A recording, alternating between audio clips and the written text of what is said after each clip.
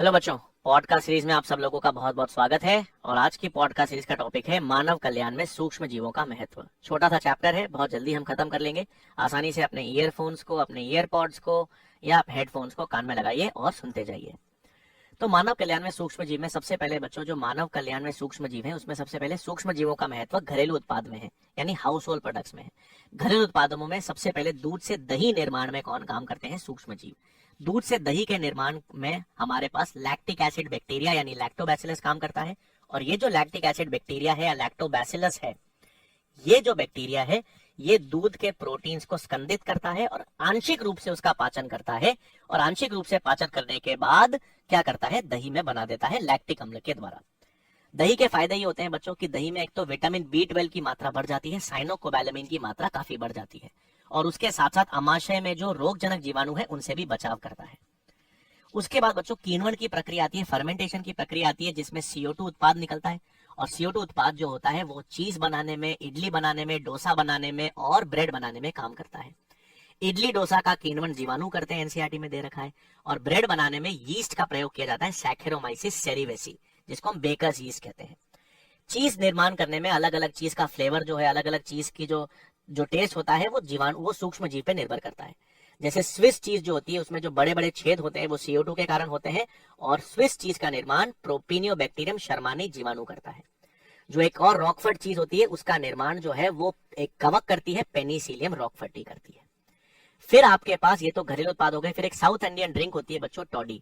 Toddy भी किण्वन से प्रोड्यूस होती है, और जो ताड़ के पत्ते होते हैं यानी जो पाम होता है उसके किण्वन से टॉडी वेलकम ड्रिंक प्रोड्यूस की जाती है। फिर सूक्ष्म जीव जो होते हैं वो औद्योगिकी में प्रयोग करते हैं। औद्योगिकी में प्रयोग आता है तो सबसे पहले हमारे पास अल्कोहल का निर्माण आता है। अल्कोहल के निर्माण में भी किण्वन की प्रक्रिया यूज होती है, फर्मेंटेशन यूज होती है, और उसमें बड़े बड़े फर्मेंटर्स में अल्कोहल बनाई जाती है। उसमें भी जो यीस्ट सूक्ष्म जीव काम करता है वो सैकेरोमाइसिस सेरिवेसी है, जिसको हम ब्रूअर यीस्ट भी कहते हैं। इसमें आपके पास वाइन, बियर, विस्की, ब्रांडी, रम होता है। वाइन और बियर बिना आसवन के निर्मित होती है, और विस्की, ब्रांडी और रम जो है वो आसवन के द्वारा निर्मित होती है। उसके अलावा बस फिर नेक्स्ट आता है बच्चों एंटीबायोटिक्स या प्रतिजैविकी का निर्माण। प्रतिजैविकी ऐसे रसायन या केमिकल्स होते हैं जो सूक्ष्म जीवों के द्वारा उत्पादित होते हैं, और वो जीवाणु विरोधी होते हैं, जीवाणु को नष्ट करते हैं, जीवाणु को हानि पहुंचाते हैं। और रोगजनक जीवाणु को नष्ट करते हैं तो वो हमारा जीवन बचाते हैं, तो हमारे लिए तो प्रो लाइफ है, लेकिन जीवाणु के लिए अगेंस्ट लाइफ है। ये एंटीबायोटिक्स जो होते हैं वो एक्सीडेंटली, इनकी खोज अचानक संयोगवश हुई थी, एक्सीडेंट से हुई थी अलेक्जेंडर फ्लेमिंग के द्वारा। वो स्टाफाइलोकोकस जीवाणु पर प्रयोग कर रहे थे, उसमें पेनिसिलियम कवक का संक्रमण लगा और पेनिसिलिन एंटीबायोटिक की खोज हुई थी। चेन और फ्लोरे ने द्वितीय विश्व युद्ध, सेकेंड वर्ल्ड वॉर में एंटीबायोटिक्स का बहुत इस्तेमाल किया और उससे कई जानें बचाई। इसलिए अलेक्जेंडर फ्लेमिंग को, चेन और फ्लोरे को नोबेल पुरस्कार से सम्मानित किया गया। याद रखिएगा बच्चों, ये जो एंटीबायोटिक्स होती हैं ये जीवाणु रोगों के विरुद्ध काम करती हैं, जैसे गल घोटू है, मतलब डिप्थेरिया है, टेटनस है, लेप्रेसी है, कुष्ठ रोग है। तो जितने भी जीवाणु संक्रामक रोग हैं उनके विरुद्ध एंटीबायोटिक्स काम करती है, विषाणु संक्रमण के विरुद्ध काम नहीं करती है। फिर आता है बच्चों अलग अलग कार्बनिक अम्ल जो होते हैं वो सूक्ष्म जीवों से प्रोड्यूस होते हैं। जैसे एसिटिक एसिड है वो एसिडोबैक्टर से होता है, सिट्रिक एसिड है वो एस्परजिलस नाइजर कवक से होता है, ब्यूटाइरिक एसिड क्लोस्ट्रिडियम ब्यूटाइरिकम जीवाणु से होता है, लैक्टिक एसिड लैक्टोबैसिलस जीवाणु से होता है। तो कार्बनिक अम्ल भी उत्पादित होते हैं। उसके अलावा एंजाइम्स है। स्ट्रेप्टोकाइनेस एंजाइम होती है, वो स्ट्रेप्टोकोकस जीवाणु से प्राप्त होती है, और वो एक क्लॉट बस्टर एंजाइम है, थक्के को घोलने वाली एंजाइम है जो हार्ट अटैक के दौरान बन जाता है। फिर आपके पास लॉन्ड्रीज में घर जो तेल के धब्बे हैं कपड़ों पे, उसको हटाने के लिए हम लाइपेजेस का इस्तेमाल करते हैं जो सूक्ष्म जीवों के मिश्रण से मिलती है। और मार्केट में जो बॉटल फ्रूट जूसेस मिलते हैं उनमें रेशो को हटाने के लिए, फ्रूट जूसेस को क्लियर करने के लिए पैक्टिनेजेस और प्रोटीएजेस एंजाइम्स का प्रयोग किया जाता है। फिर दो जैव सक्रिय पदार्थ हैं जो सूक्ष्म जीवों से मिलते हैं बच्चों। पहला होता है स्टैटिन्स। स्टैटिन जो होता है वो मोनास्कस पर्पुरियस नामक कवक से मिलता है, और ये स्टैटिन जो है वो रुधिर में कोलेस्ट्रॉल की मात्रा को कम करता है। रुधिर में कोलेस्ट्रॉल की मात्रा को कैसे कम करता है? जो कोलेस्ट्रॉल बनाने वाली एंजाइम से उसका प्रतिस्पर्धा संदमन करता है। दूसरा आता है साइक्लोस्पोरिन ए। ये ड्रग जो होती है वो ट्राइकोडर्मा पॉलीस्पोरम नामक कवक से प्राप्त होती है, और ये जो साइक्लोस्पोरिन है ये प्रतिरक्षक तंत्र को कमजोर करती है, इम्यूनोसप्रेसेंट है, इसलिए इसका प्रयोग अंग प्रत्यारोपण में किया जाता है। उसके बाद आता है बच्चों वाहित मल के उपचार में सूक्ष्म जीव। वाहित मल मतलब जो गंदा जल है, जो गंदा पानी है, जो म्युनिसिपल वेस्ट वाटर है वो आता है। अब म्युनिसिपल वेस्ट वाटर को हम क्या करते हैं बच्चों, जो गंदा पानी आता है उसको पहले हम उपचार करते हैं, उसका उपचार करने के बाद उसको नदियों में बहा देते हैं। तो उपचार करने के लिए हम सीवेज ट्रीटमेंट प्लांट्स का इस्तेमाल करते हैं। इसमें हम दो चरणों में जो उपचार करते हैं, एक प्राथमिक उपचार होता है प्राइमरी ट्रीटमेंट और एक सेकेंडरी ट्रीटमेंट होता है। जो प्राइमरी ट्रीटमेंट होता है प्राथमिक उपचार, उसमें तो हम लोग केवल भौतिक अशुद्धियों को हटाते हैं। जो मिट्टी है, कंकड़ है, गंदगी है, जो भौतिक अशुद्धियां हैं उनको प्राथमिक उपचार में हटाया जाता है निस्यंदन, फिल्ट्रेशन और अवसादन के द्वारा। तो जब अवसादन आप करते हैं, अवसादन के बाद जो भौतिक अशुद्धियां नीचे की ओर ठहर जाती हैं, नीचे की ओर इकट्ठी हो जाती हैं, उसको हम प्राथमिक अपंक या प्राइमरी स्लज कहते हैं। बहिस्त्राव जो बच जाता है, बहिस्त्राव को हम द्वितीयक उपचार के लिए लेते हैं, क्योंकि द्वितीयक उपचार में कार्बनिक पदार्थों को आपको हटाना होता है। जो कार्बनिक पदार्थों की गंदगी है उनको हटाना होता है, और उसमें हम सूक्ष्म जीवों का इस्तेमाल करते हैं, वायवीय जीवाणु और कवक का इस्तेमाल करते हैं, जिसको माइक्रोबियल फ्लॉक्स कहते हैं। तो फ्लॉक्स में वायवीय जीवाणु और कवक पाए जाते हैं, और ये कार्बनिक पदार्थ का अपघटन करते हैं द्वितीयक उपचार में।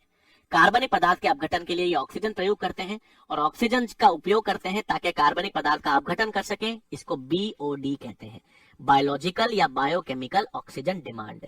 कार्बनिक पदार्थ को अपघटित करने के लिए कितना ऑक्सीजन आवश्यक होता है उसको बीओडी कहा जाता है।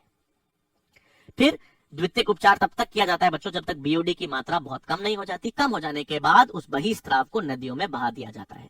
बाकी जो ठहर जाते हैं, जो सूक्ष्म जीव, जीवाणु और कवक जो नीचे ठहर जाते हैं, उनको हम एक्टिवेटेड स्लज, सक्रिय अपंक कहते हैं, एक्टिवेटेड स्लज कहते हैं।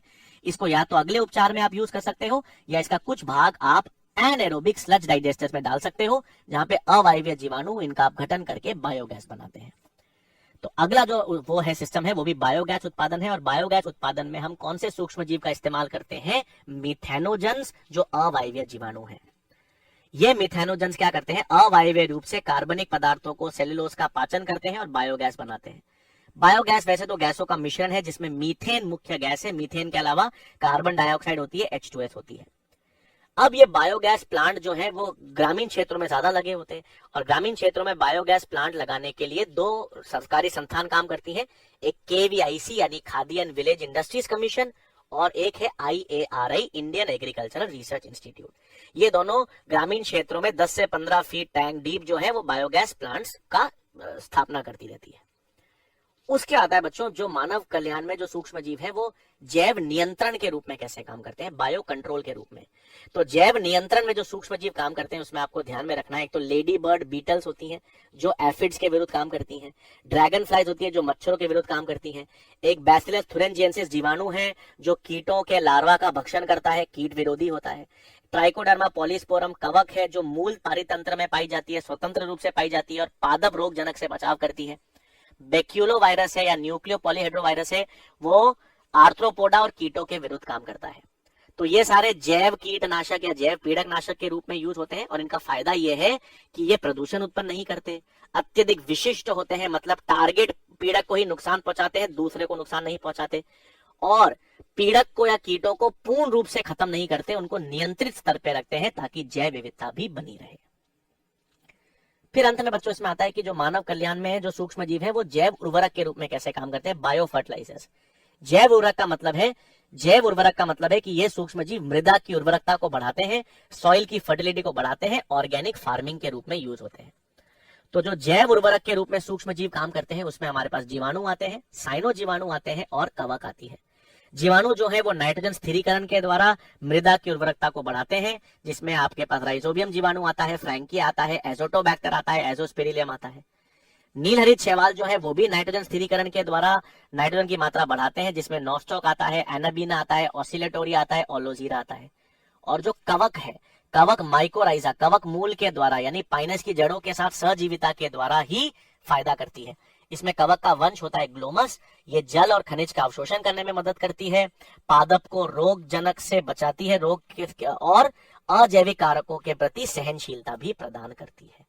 तो आपके पास जीवाणु, साइनो जीवाणु और कवक जो है वो जैव उर्वरक के रूप में काम करते हैं।